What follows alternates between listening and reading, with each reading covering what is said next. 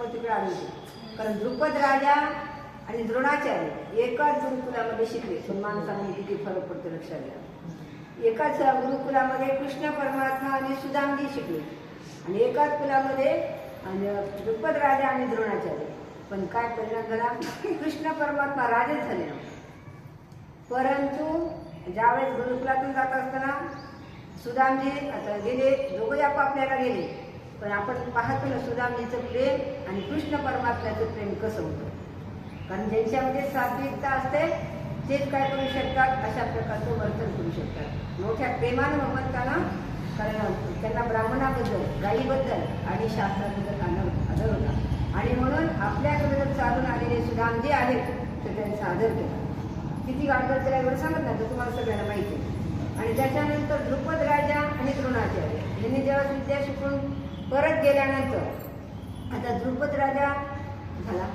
कारण त्याचे वडील गेल्यानंतर त्याच्या ठिकाणी राज्यकारभार आला. आणि तो आमचे द्रोणाचार्य जे आहेत ना ते अत्यंत म्हणजे त्यांची परिस्थिती जेमतेम ब्राह्मण कुलामध्ये होते, गरिबीची परिस्थिती होती. आणि मग ज्यावेळेस त्यांचं कुटुंब आणि त्यांना झालेला मुलगा अश्वत्थामाने एकदा हट्ट केला की मला गाईचं दूध प्यायचं. आता गाईचं दूध कुठून द्यायचं बरं म्हणे, आपल्याकडे गायच नाहीये, एवढी परिस्थिती होती. मग आता आईला त्या लेकराचा बालकाचा हट्ट पुरावा लागतो ना. म्हणून आईनं काय केलं, पाण्यामध्ये ज्वारीचं पीठ कालवलं आणि त्या बाळाला दिलं. ते द्रोणाचार्याने पाहिले, त्यांचं अंतःकरण भरून आलं. म्हणजे आपण मुलाला दूध सुद्धा देऊ शकत नाही, किती आपली दारिद्र्यता आहे. मग आपण दारिद्र्यता दूर करण्यासाठी कुठं जावं म्हणे पहा. द्रोणाचार्य इच्छा करून गेले होते. आमचे सुदामजी कृष्ण परमात्म्याकडे गेले होते, कुठल्याही प्रकारची अपेक्षा नव्हती. म्हणून म्हणजे आपलं जीवन कसं निरपेक्ष असावं. त्या निरपेक्ष जीवनामध्ये काही कमी पडत नसतं, भरपूर मिळतं. मनात समाधान असणं हे महत्वाचं आहे. आणि म्हणून द्रोणाचार्य गेल्यानंतर अशा सभेमध्ये त्याच्यानंतर द्रुपद राजा पण आला.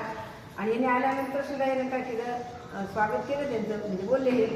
तर त्यावेळेस त्यांनी सांगितलं आपण एका गुरुकुलामध्ये शिकलेलं आहे, परंतु राजाला ओळख दिली नाही द्रुपद राजाने.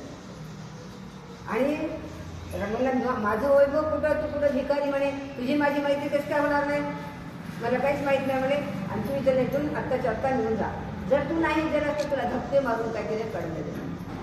मग अपमान झालेला आमच्या द्रोणाचार्यांचा. म्हणजे शस्त्र, कारण श्रीमंती कशी माणसाचा अपमान करते, त्या वैभवात किती अहंकार येतो. आणि तो अहंकार किती घातक आहे.